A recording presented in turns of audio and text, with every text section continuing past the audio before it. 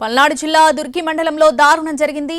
అడిగొప్పలలో ఇద్దరు అన్నదమ్ములను గుర్తు తెలియని వ్యక్తులు వేట కొడవలతో నరికి చంపేశారు. చనిపోయిన ఇద్దరు టీడీపీ కార్యకర్తలుగా గుర్తించారు. హనుమంతు, శ్రీరామూర్తి హత్యలతో పల్నాడు జిల్లా మరోసారి ఉలిక్కిపడింది. ఈ ఘటనపై పోలీసులు స్పందించారు. కుటుంబ కలహాలతోనే అన్నదమ్ముల హత్యలు జరిగాయంటున్నారు పోలీసులు.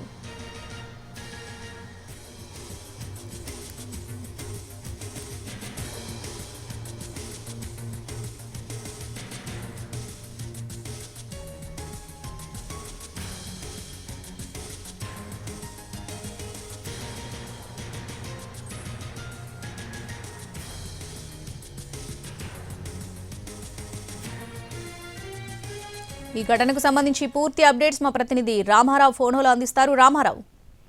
శ్రావణి, పల్నాడు జిల్లా దుర్గి మండలం అడిగొప్పల్లో అన్నదమ్ములు ఇద్దరు హత్యకు గురవటం కలకలం సృష్టించింది. వీళ్ళిద్దరినీ కూడా అత్యంత దారుణంగా అర్ధరాత్రి సమయంలో పక్కా పథకం ప్రకారం వేట కొడవలతో నరికి చంపారు. ఒకరు ఎవరైతే అన్నదమ్ములు ఉన్నారో హనుమంతు, శ్రీరామూర్తి, వీళ్ళిద్దరినీ కూడా చంపాలని గత కొంతకాలంగా ప్రయత్నిస్తున్నటువంటి పరిస్థితి ఉంది. సో ఈ నేపథ్యంలోనే అర్ధరాత్రి సమయంలో అన్నదమ్ములు ఇద్దరు వేరు వేరు చోట్ల ఉన్నారు.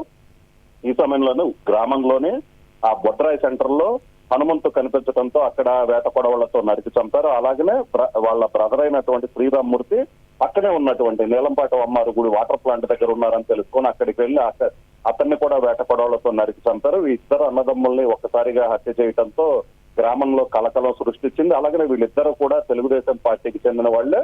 అయితే వీళ్ళని ఎవరు చంపారు, ఈ రాజకీయ కోణం ఏమైనా ఉందా అన్న కోణంలో కూడా పోలీసులు దర్యాప్తు చేస్తున్నారు. అయితే ప్రాథమికంగా చూసినట్లయితే కొంత వ్యక్తిగత విభేదాలు అలాగనే కుటుంబ కలహాల నేపథ్యంలోని ఈ హత్య జరిగినట్లు పోలీసులు ప్రాథమికంగా భావిస్తున్నారు. ఎందుకంటే పల్నాడు కొంత ఆ సెన్సిటివ్ ఏరియా. గతంలో కూడా టీడీపీకి సంబంధించినటువంటి ఇద్దరు నేతల హత్య జరిగింది. వాళ్ళిద్దరూ కూడా అన్నదమ్ములే.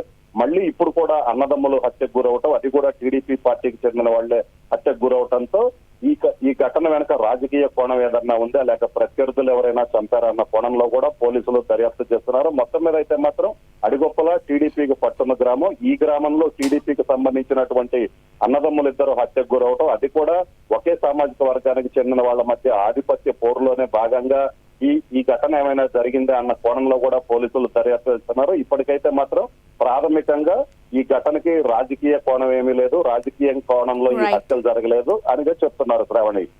Right Ramarao, thanks for the updates.